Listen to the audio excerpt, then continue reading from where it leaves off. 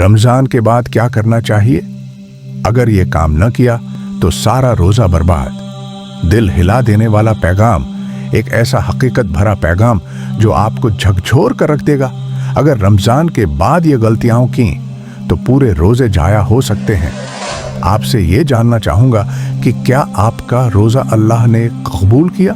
Just imagine, एक शख्स रमजान में बहुत इबादत करता है, हर नमाज, तिलावत, तरावीह, दुआएं, लेकिन जैसे ही ईद आती है सब खत्म। फिर से गाने बजाने, झूठ, गीबत, हराम काम।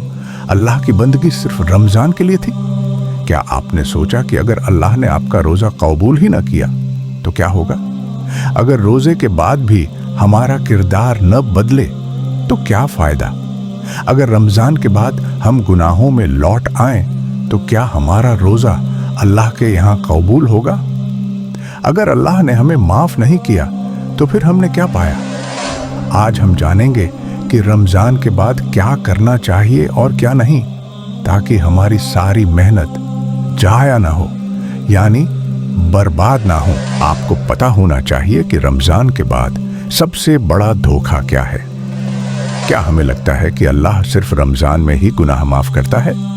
क्या हमें लगता है कि रमजान में तौबा कर लेना काफी है और अब हम जैसे चाहें वैसे जी सकते हैं और फिर से पूरे साल गुनाह में मशहूल हो जाना?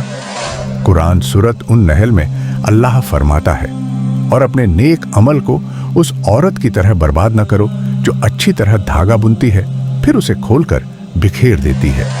ये बात सोचने वाली है कि अगर हमने रमजान में जो कमाया था वह रमजान के बाद गंवा दिया तो हमने अपने ऊपर ही जुल्म किया।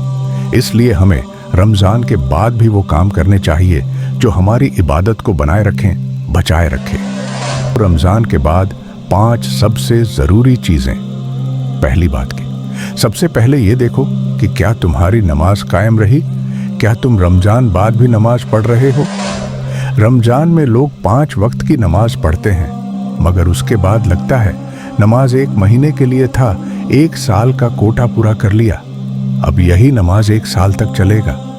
अगर डेली नमाज ना पढ़े तो कोई बात नहीं, रमजान में पढ़कर ऐसा मानो माज अल्लाह एहसान कर दिया हो। मस्जिद वीरान हो जाती है, बस कुछ बूढ़े लोग जो मरने के कगार पे हों, वो और चंद बच्चे जो कभी कभार आ जाते मस्जिद, वरना जुमा के जुमा सिर्फ मस्जिद में लोग आते हैं। ये हाल हुआ है आज कल के हम मुसलमानों का, और अल्लाह से सिकवा करते हैं कि या अल्लाह तेरी मदद कब आएगी, हम परेशान हैं। जबकि अल्लाह के बंदे 5 बार दिन में आवाज़ देते हैं कि आओ कामयाबी की तरफ और आओ नमाज की तरफ, फिर भी हम सब इस कान से सुनकर दूसरे कान से निकाल देते हैं और फिर शिकवा करते हैं कि हम पे जुल्म हो रहा तो हम बर्बाद हो गए, अल्लाह की रहमत कब आएगी। हदीस में आता है, जो इंसान जानबूझकर एक नमाज छोड़ देता है उसका नाम जहन्नम के दरवाजे पर लिखा जाता है। सोचिए जरा, अपने ज़मीर से खुद से सवाल कीजिए कि अगर रमज़ान ने हमें नमाजी नहीं बनाया तो क्या फ़ायदा। दूसरी बात कि रोज़े का असली मकसद क्या था? रोज़ा सिर्फ भूखे प्यासे रहने का नाम नहीं था।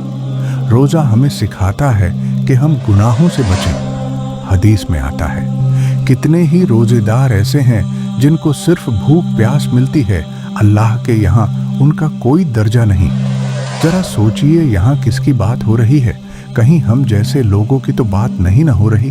अगर हमने रोज़े में तो सब्र किया, मगर रमज़ान के बाद गईबत, झूठ, गुस्सा, हराम कमाई, बेहयाई की तरफ लौट आए तो हमारा रोज़ा बर्बाद हो गया। तीसरी अहम बात कि रमज़ान के बाद भी रोज़े रखें। शव्वाल के 6 रोज़े रखो, इससे पूरी साल के रोज़े का सवाब मिलेगा। हर हफ्ते सोमवार और गुरुवार का रोज़ा रखो, ये सुन्नत है। हर महीने उर्दू तारीख 13, 14, 15 के रोज़े रखो, ये बहुत बड़ा सवाब है। मुस्लिम शरीफ की हदीस में आता है, जो इंसान शव्वाल के 6 रोज़े रखता है उसे पूरे साल रोज़े रखने का सवाब मिलता है। अगर रमज़ान के बाद भी रोज़े जारी रखें तो यह हमारी इबादत को बरकरार रखने का बेहतरीन तरीका है।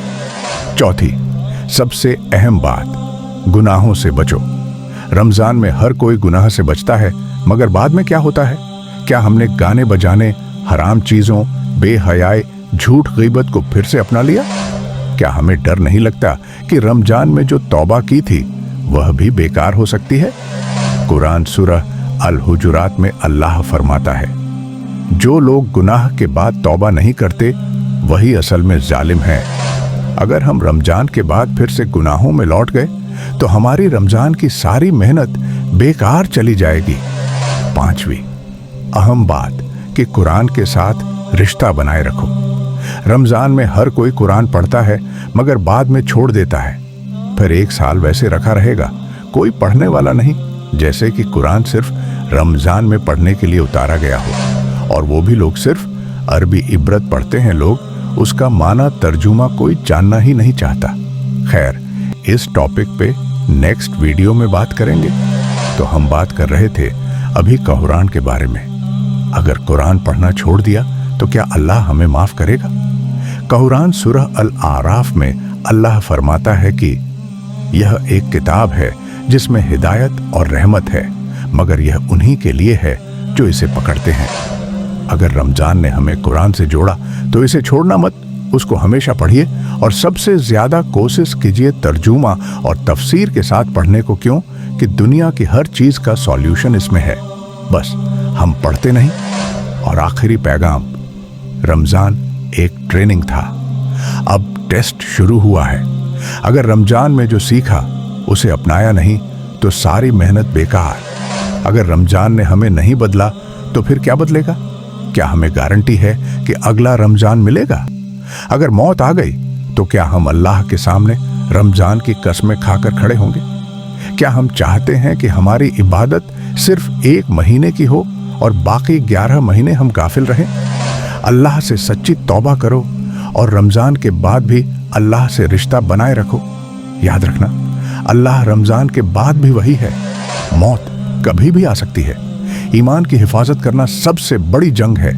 अगर यह वीडियो आपके दिल को छू गया तो इसे दूसरों तक जरूर पहुंचाएं। अल्लाह हमें सही राह पर चलने की तौफीक दे और हम सबको जन्नत में दाखिल करे, आमीन। अगर आपको इस तरह की इस्लामिक वीडियो पसंद है तो हमारे YouTube channel Mohammad Meraj Ali official को सब्सक्राइब करें। अगर कोई सवाल हो तो नीचे कमेंट करें या स्क्रीन पे दिए गए नंबर पे व्हाट्सएप करके कोई भी इस्लामिक सवाल पूछ सकते हैं। आप बताएं, रमजान के बाद गुनाहों से बचने के लिए आप क्या करने का इरादा रखते हैं?